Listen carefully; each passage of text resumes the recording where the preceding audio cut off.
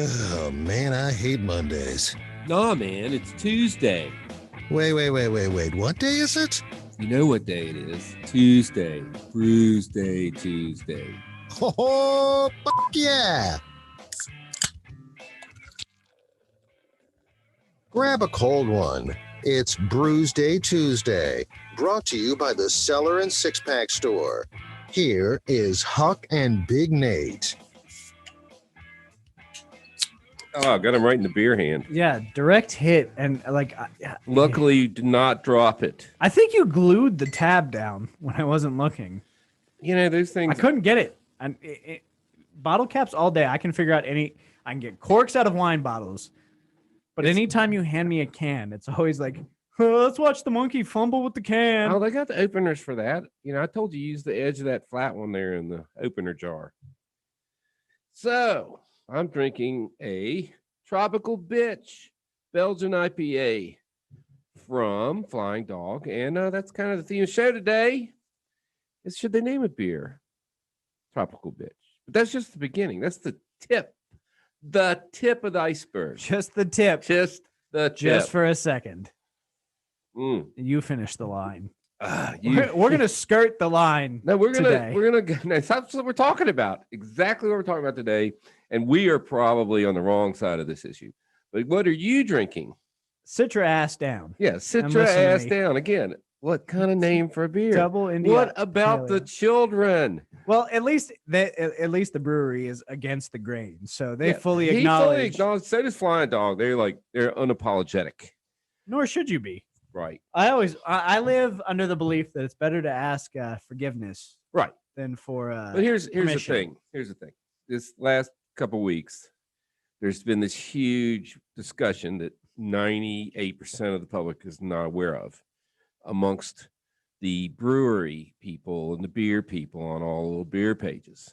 And apparently this young lady brewer up in somewhere posted on Instagram that, and I'm just paraphrasing, and you know my facts are never right, so don't assume they are in this case, that basically she was bitching that people come into the brewery that she owns and operates, and then she has to convince these men that she's an actual brewer and has the authority to do things, right?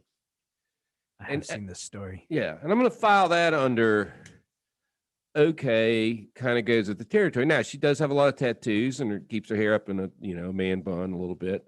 So they should realize that those are the most requirements I see in brewers, is a lot of tattoos and long hair. Those are the so she has the two things right there.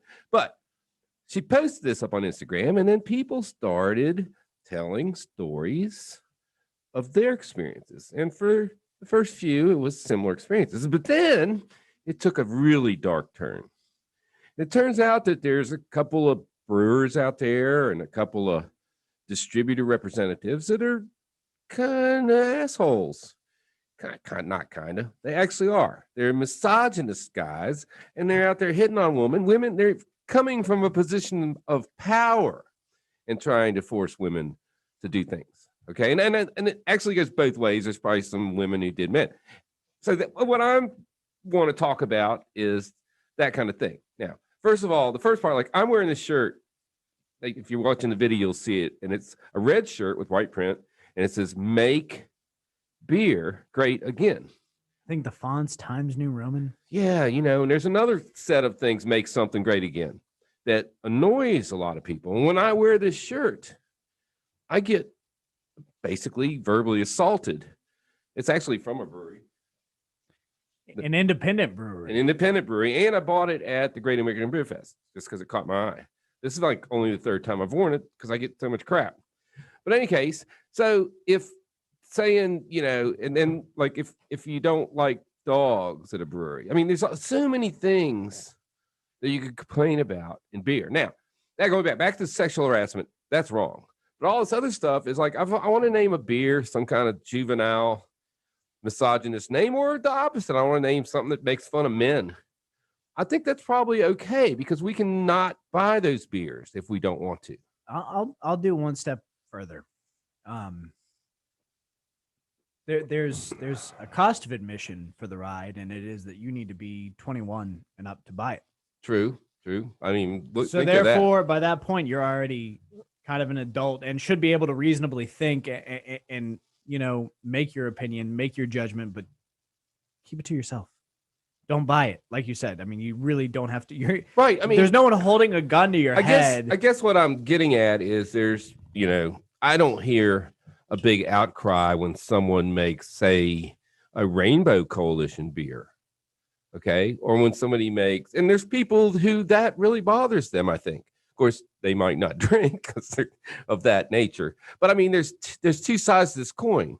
And so some people are offended by X and some people are offended by Y, and that's almost literally men and women. But in any case, it's why do we, this goes on and on and on. Now, I think that you've got to be careful about, and they're raising funds because people are threatening to sue her. And she didn't make these comments. So I don't know what their grounds are going to be. No, she quoted, it was a review online. Right. She put this online on Instagram and other people are commenting. So she has no control over the data, over the content. She has no control. Instagram probably has more control. If they're going to see somebody, see Instagram, I guess. But if people are making statements that are false, it appears from the data that these statements are not completely false. And the people who they're about are admitting to it. I for one, am a big fan of what this brewery did, because the response is just very something I would do, because it's not even passive aggressive. It's kind of aggressive. Yeah. It's just a beer called Your Manager is Bitch, which is a direct quote from the review. And then it's got a picture of the manager on the can. Okay. And it's just, I'm a big fan of that, because that's how you have to take this. Everyone has their opinion and everyone has their but I mean, you focus on, you need to focus on the positive here. Now, go after these guys or gals that are being, sexually inappropriate. But the whole thing about I'm an old man. I've been married for 38 years and I haven't strayed, believe it or not. It's just me. So I'm not out there chasing around. I may flirt or something. I may look. I live in a college town, for Pete's sake. And some of those girls, I don't have enough money for pants. But in any case, you're just trying to help the community. I sit in these bars and these people, these men and women, all they're trying to do is get some. And if a guy says to a girl, says to 100 girls, hey, you want to do it? And 4 of them say yes, then that's not helping the problem, because he's going to continue to ask as long as there's some positive response.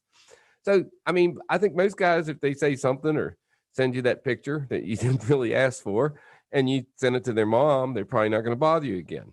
But I mean, I don't know what the answer is really, just kind of put on your big boy pants or big girl pants and just say no and just say, leave me alone. If it goes beyond that, if it gets to the point, then you call some authority. I don't know who the authority is for that. In this case, it turns out it was one of the breweries. All the brewery employees stopped working until the guy left. And I mean, that's a fair exercise in rights. Yeah, I don't know. I'm not sure who the authority is either. I've not necessarily, thankfully, in my life, I've not had a lot of experience with this. It was my only customer complaint I ever had. It was a food service job. Is that one guy swears too much? Was your salad good? Yeah. Was that you? Yeah, the salad was delicious, but he swore too much. Well, you got your salad, lady. That's what you paid for. Yeah. Everything else is just garnish. That's right. And apparently you weren't a very good garnish. The manager pulling me aside for that one. Yeah. I was like, dude, again, really with this, you can't swear in front of the customers. At the wage I'm getting paid, you know what? I'll swear. Well, how come you're not swearing on the radio? I don't want to bring up any bad things. I mean, I like this job. So let's see. I liked making salads, but I was never my career option. So where was that?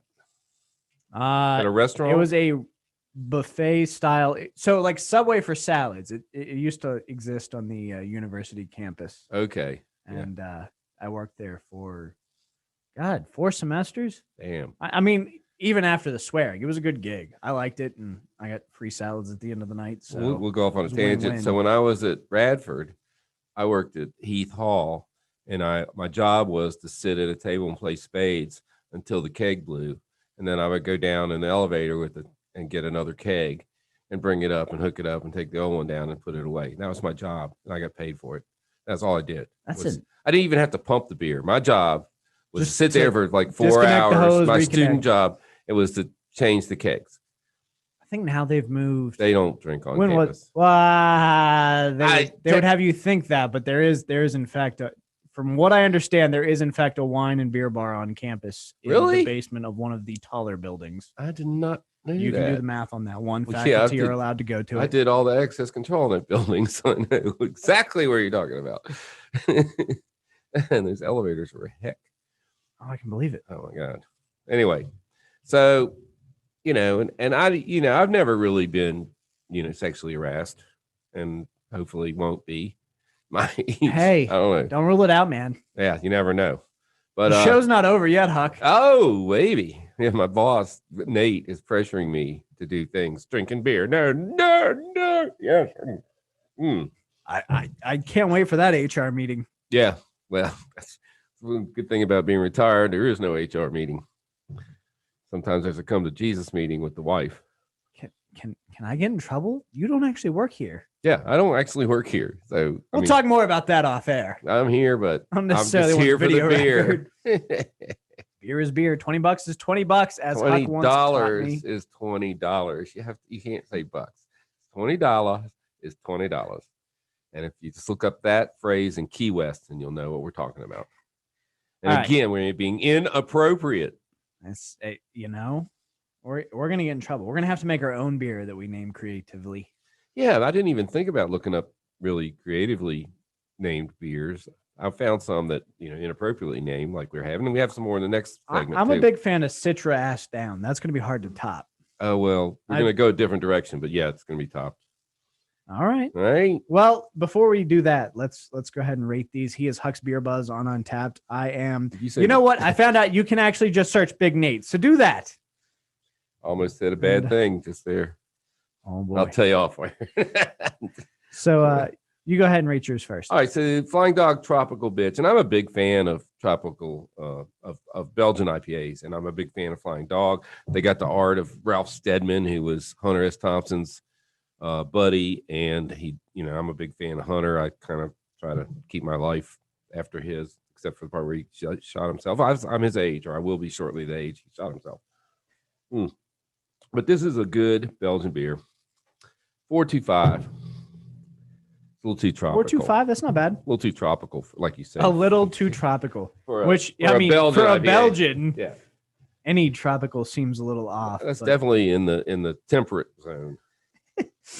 All right. So I've got the Citra Ass Down from Against the Grain. It's a double IPA, 8.2% ABV, and double IPA is not necessarily my preferred. It's definitely one that if I see it, I grab it.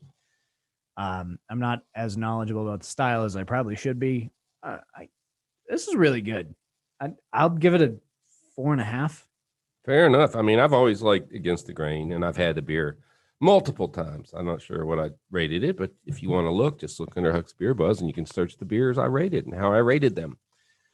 All right. Well, we are going to get back into the rock, and then we'll come back with another round of Brewsday Tuesday, brought to you by the Cellar Restaurant and Six Pack Store right here on 105.3 The Bear.